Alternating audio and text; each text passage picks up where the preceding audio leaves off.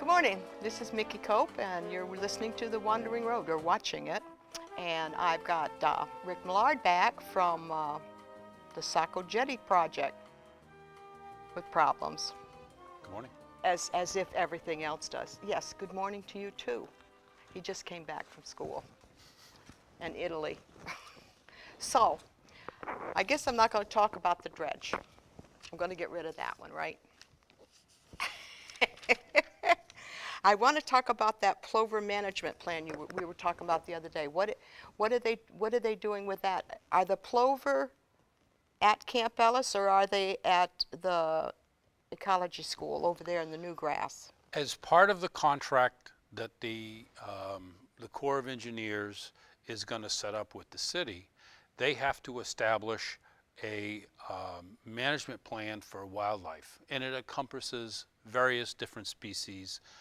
It happens to include least terns and Right, plovers.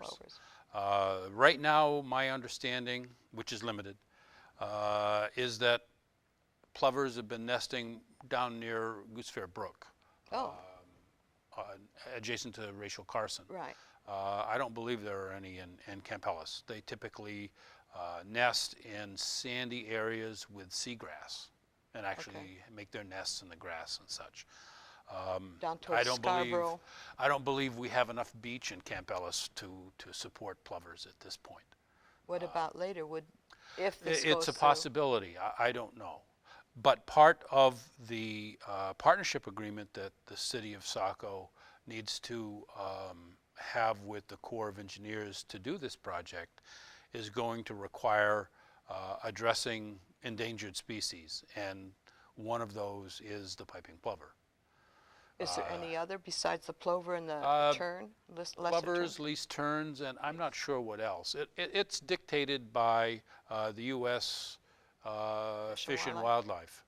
So it's not something the Corps controls directly.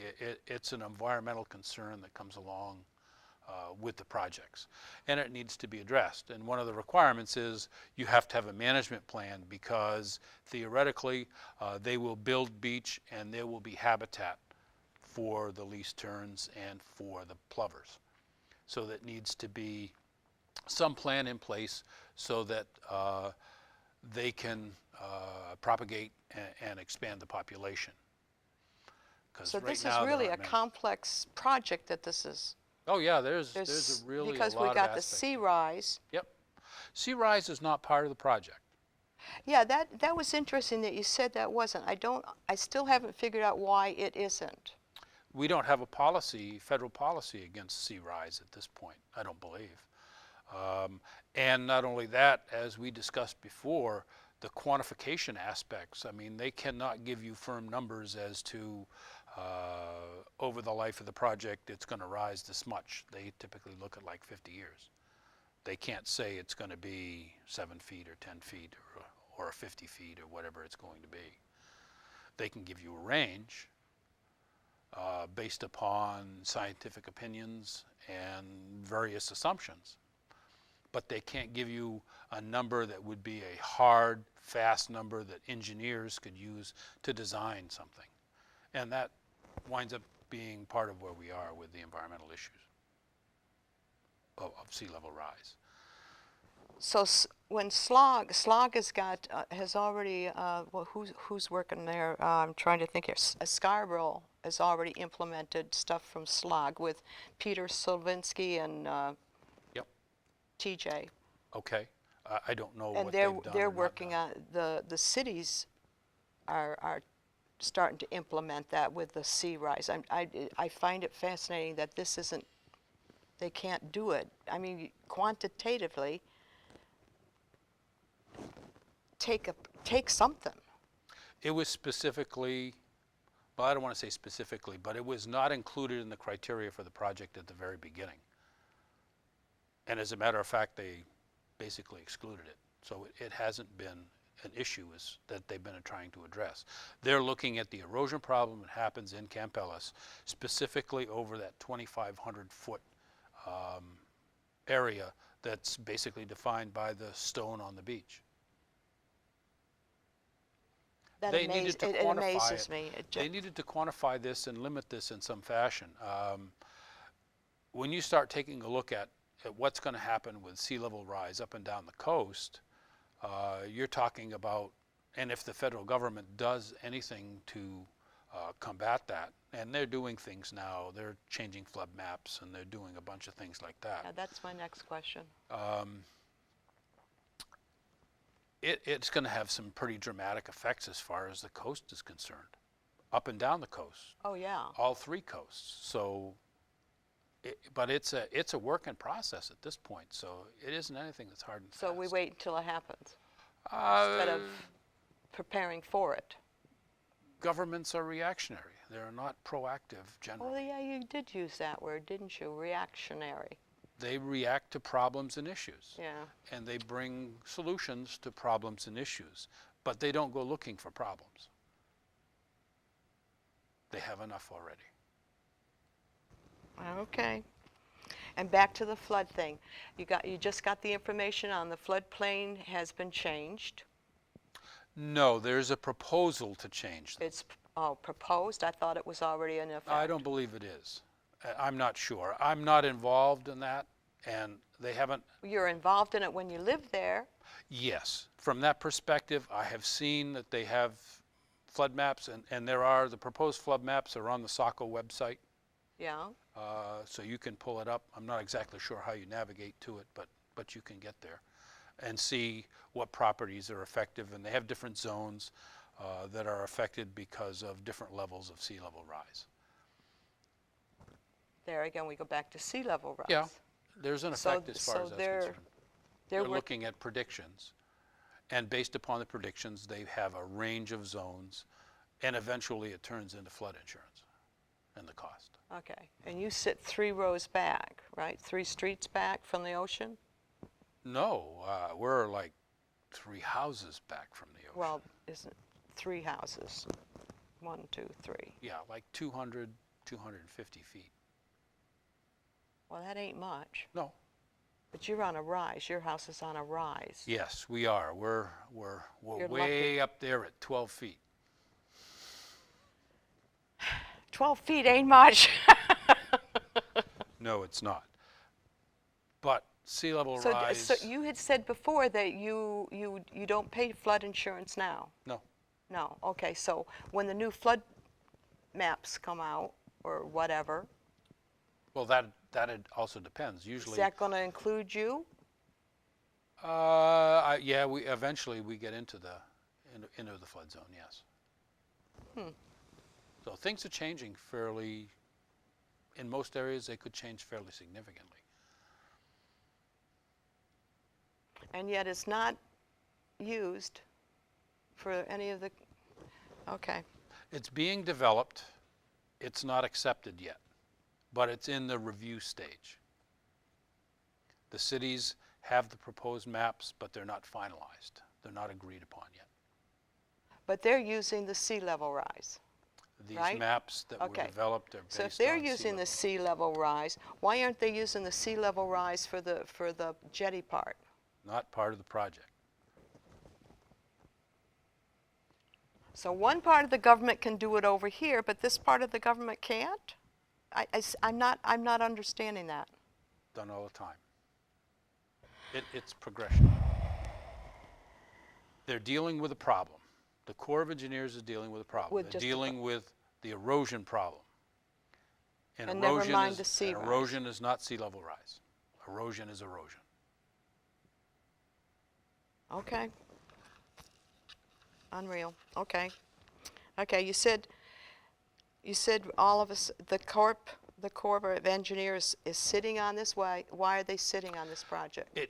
I said it seems like it. Oh, it seems, well, Okay? yeah, it does to me too. We have, well, I take a look at what has happened. We had discussion in the May-June timeframe where they said they would have us a draft proposal of this partnership agreement by September.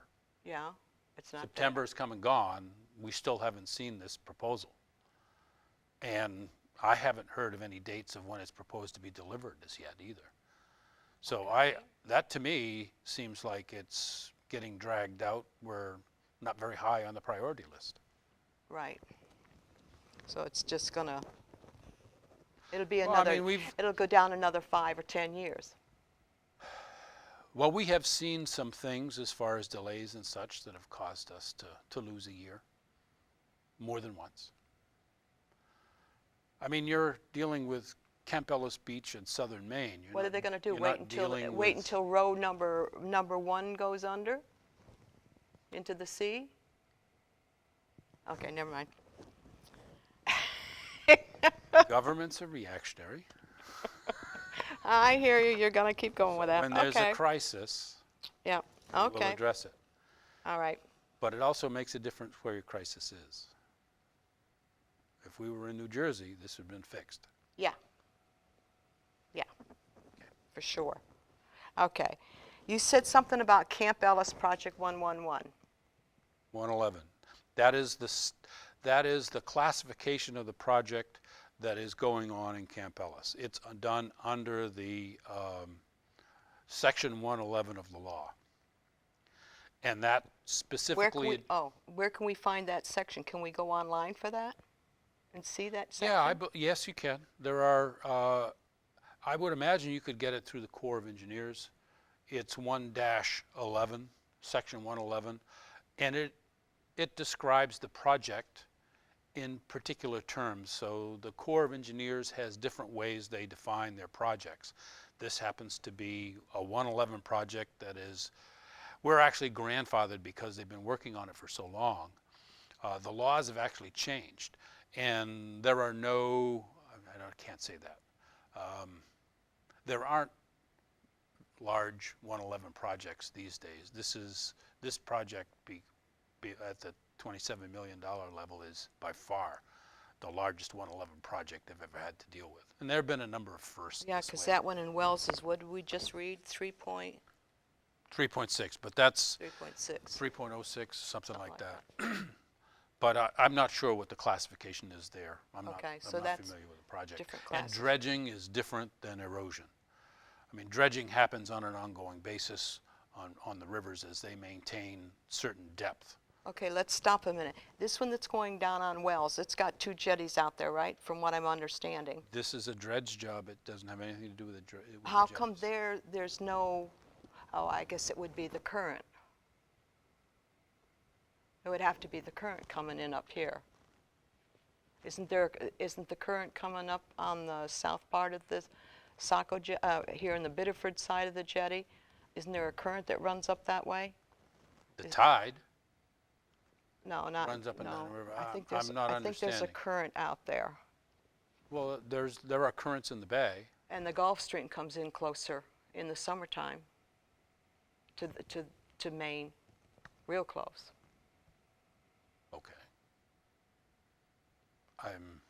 Well, I'm not sure that I'm just wondering how come there's nothing that's, erosion. I'm just wondering how come there's the difference is so great at Wells that it's just a dredging project, where up here it's an erosion problem that's gotten bigger and bigger. But there are 2 issues. Okay. There are 2 issues here. We have an erosion issue that is happening outside of the river. right. And we have accumulation and dredging that needs to take place in the river as well. So we have the same situation as Wells does. Sand building up in the river, they need to go through and they need to maintain, it's like 6 feet at mean low tide, so that the river is passable by boats. Okay. That is separate and distinct from the erosion problem. Okay. I understand that part. Now, what they've been attempting to do is time the 2 so one can help the other. And that's led to an extended period of non-dredging here. I mean, we were originally scheduled for a dredge probably 5 or 6 years ago. Had they been dredging before on a period? They average, they average Periodic basis. around 10 years, plus or minus a little bit. I mean, it all depends upon priorities. When was the last time it was dredged? We're at about 15 years on the dredge, so it was Oh, 97, crap. 98. But by the same token, they've been trying to time the dredge with the work on the jetty so they can take and actually save the city some money. I mean, that's why they want to do it. They need to dredge the river, but they don't want to dredge and just take the sand and dump it offshore, which is what has happened in the past.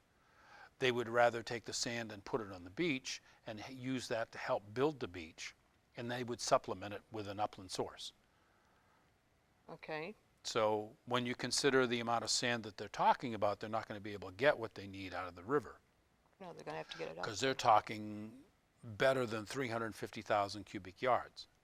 So they can get some amount of it. 100,000 is not unusual for them to take out of the river, and they would need another 250,000 from someplace else to make the 350. Okay. If they had kept the dredging going, would that have helped save some of the beach? I don't Or believe is it that a would have. moot point?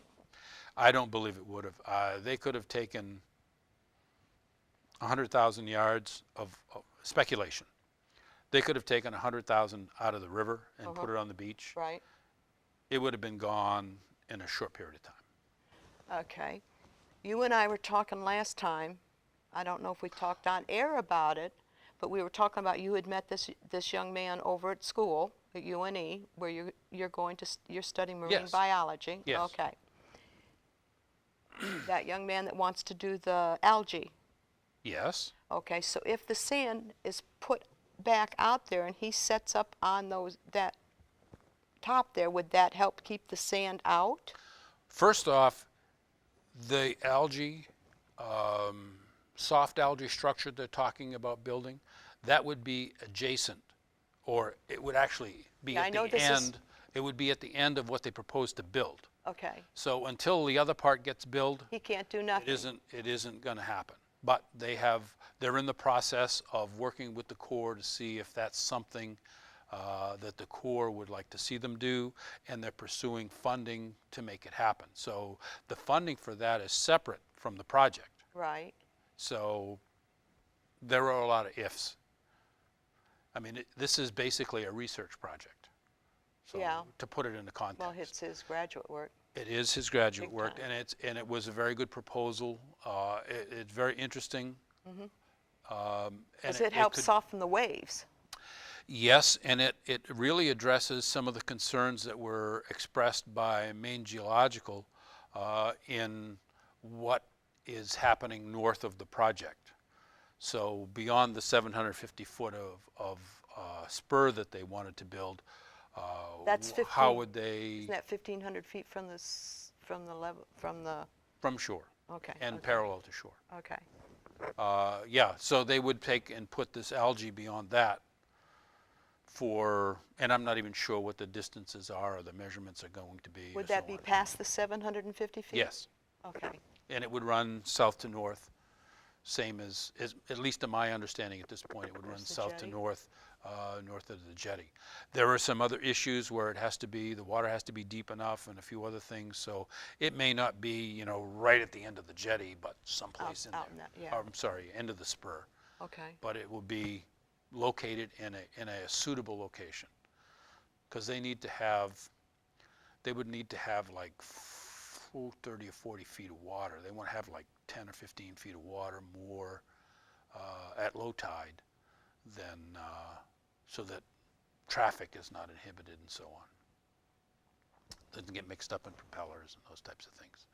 So it would be underwater. okay.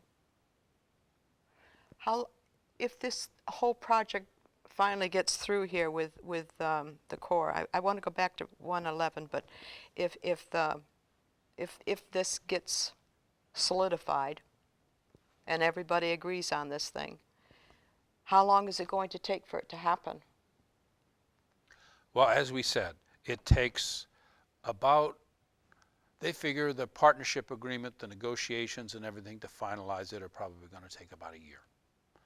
And then they are working on finalizing the design now. they aren't going to finalize, it won't be finalized until the agreement is in place. Then, So we're talking 2015 now, if it's a year, because we already got rid of 13. right. Yeah, we're talking. Early 20? The funding is I think available in 15. Okay. Early 15 or mid, late? 15 starts in October of 14. Okay. All It's right. a fiscal year, Okay. government. After that, they have permitting that they need to go through. As long as there are no environmental issues, that can take a while. But if there are environmental issues, that could take more than some period of time. Mm-hmm. And then they have to acquire real estate. And if there are any issues there, that can take an indeterminate amount of time as well. Yeah, we said that project 111, the recession part, was buying houses and let that area go back to nature. There is Which an houses are we talking alternative. about there? Okay. Wait. I'll stop. Two things are things? mixed here. Okay. There are multiple alternatives that we looked at, okay? We have the 30 alternatives that we looked at as far as how to make changes to the jetty situation to alleviate the erosion. There is also an alternative that the Corps is required by law to look at that says, what does it cost just to buy it out? There's an estimate of what the costs are and the benefits are to the city. So when you take a look at that cost and benefit, that has to be greater than 1. Otherwise, the alternative that the Corps is forced into is buyout. That alternative is still on the table. It is something that has to be discussed in the final analysis, and there needs to be a decision made as to whether or not they're going to go that way. Right now, all the decisions and everything say no. They're not going to buy out. The benefits are there. We want to build the project. Hence, we got to the solution that we have today. This is the best economic solution to the problem. Not the best solution to the problem, the best economic solution. We come into the dollars. It's all about bucks. Bottom line is dollars. These are your tax dollars at work. You want it that way.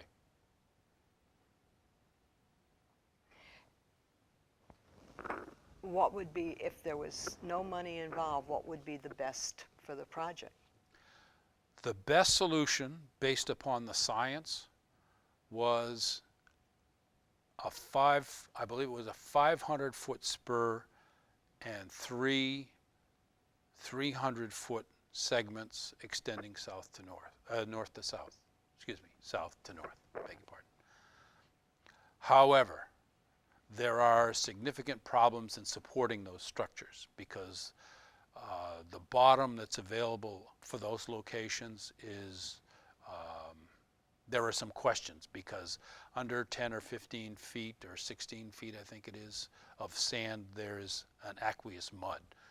Yeah, So you said that before. So if they put some sort of a hard structure out there, it would just sink into the bottom. So they would actually have to go build a foundation to hold that structure up, and that really elevates the cost. It like doubled the cost that they were looking at. So that's why it was not an alternative. Could that base be part of the reason that the erosion has happened? No. Or does that not play a part? Bathymetry is a factor, but not in this instant. Bathymetry would be the shape of the bottom. Yeah. It hasn't, that kind of a situation, the aqueous clay and so on, no, that has no effect upon erosion. Because there's sand over it, and it's the beach that's eroding. It's the actual tidal zone where the waves are splashing and the splash zone that are involved. How are they going to build this to sustain it? Well, The first base. off, they have to change the energy in the area, which is why they're going to build that 750-foot spur. There's a current that runs along the jetty and along the beach that acts as a conveyor belt. There's also reflections of waves that come off the jetty and actually scour the beach, as we talked about before. I mean, you can actually watch the waves. The waves come in Yeah. and scrub.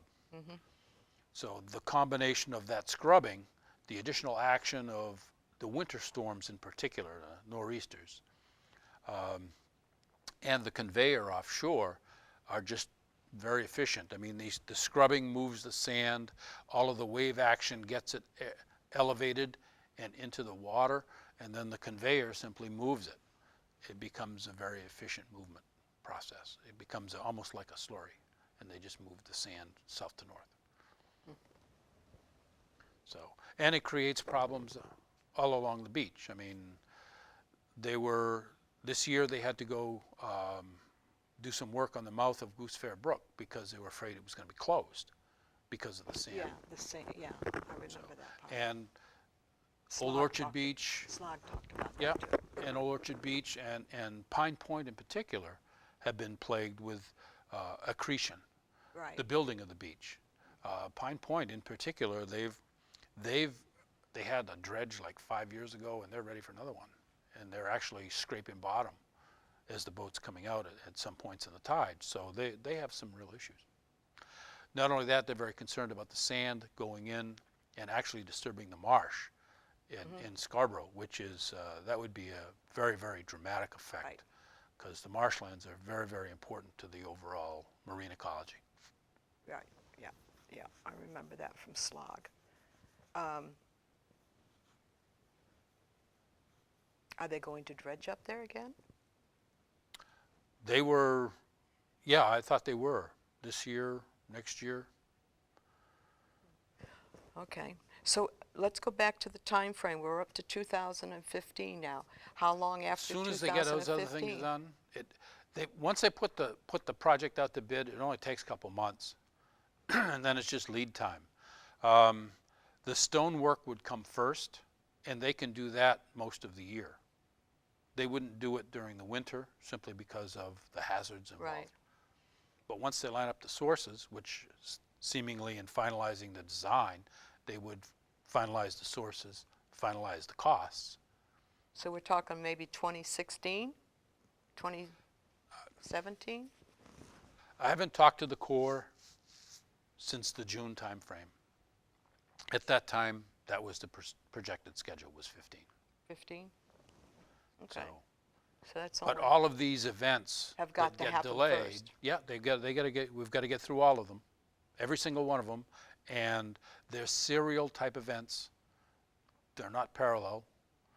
I mean, you can do environmental in parallel with buying property and so on, but you know, you're limited. It's all got to get done before they start. okay. All right. And then if you run into problems with the environment, you're with the plovers or whatever, then you're in more trouble. Question, is there any, what fish, is there any fish coming up the Saco River? Yeah, I mean, as far as dredging and beach replenishment, there are restrictions on the time you can do that. It can only be done between October, I believe, and March because of the migratory fish. Okay, which kind we got? Well, striped bass and a few others. Okay, all right. What else do I need to ask you here?